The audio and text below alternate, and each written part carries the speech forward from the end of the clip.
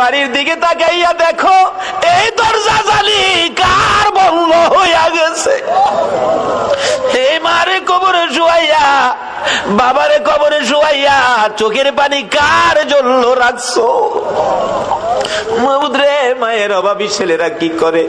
এতদিন তো শুধু বলতাম, এখন তো নিজেও মার অভাবী।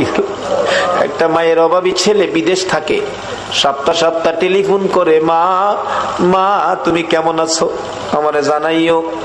মা কই, বাবা বিদেশ গেছো টাকার জন্য, সপ্তাহ সপ্তাহ টেলিফোন করে টাকা নষ্ট করলে কেমনে হইব?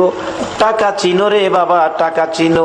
ছেলেটা টেলিফোন করে বলতেছে, মা মা গো আমারে বাধা দিও না গো মা, আমি টাকা চিনি না, আমি চিনি আমার দরদি মা। সপ্তাহ সপ্তাহ টেলিফোন। হঠাৎ করে মা স্ট্রোক করে মারা গেছে। এলাকার লোকজন কয়, ছেলেটারে মৃত্যুর খবরটা দিও না, দিলে আত্মহত্যা করবে। একদিন এক রাত, 2 দিন 2 রাত, 3 দিন 3 রাত যেদিন পার হয়ে যায়, ওই বিদেশের মাটির থেকে ছেলে স্বপ্নে দেখে মা ডাকতেছে, রে মন্নান, টেলিফোন কার কাছে করবি রে? মা কইয়া কারে ডাকবি রে বাবা, আমি তোর মা, কবরে চলে গেছি, আর আমারে পাইবি না। আইলি না, আমারে মা কইয়া ডাকলি না, মার দেখার জীবনে হবে না। ঘুম থেকে উঠে মা মা কইয়া কাঁদতেছে। বন্ধুরা বলেন, কি হলো তোমার?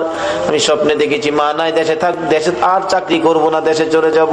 সকালবেলা টেলিফোন করছে, বড় ভাই টেলিফোন ধরে, মন্নান সপ্তাহ হইলে টেলিফোন করবি, আজকে কেন টেলিফোন করলি?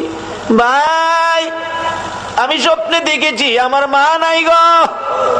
ভাই আগে সত্য করে কও, আমার মায়ের খবর কি? খবর যদি না কও, আমি কালকেই বাড়িতে চলে আসব। মায়ের কাছে দাও, মায়ের সাথে কথা বলবো।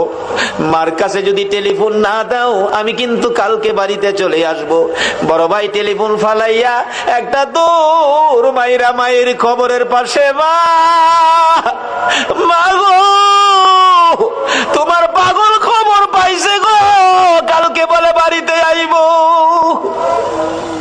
বড় ভাই সকালবেলা মাইক্রো ভাড়া করেছে, বুড়া বাবা পিছে পিছে ডাকতেছে, আমারে সঙ্গী করি লইয়া যা রে,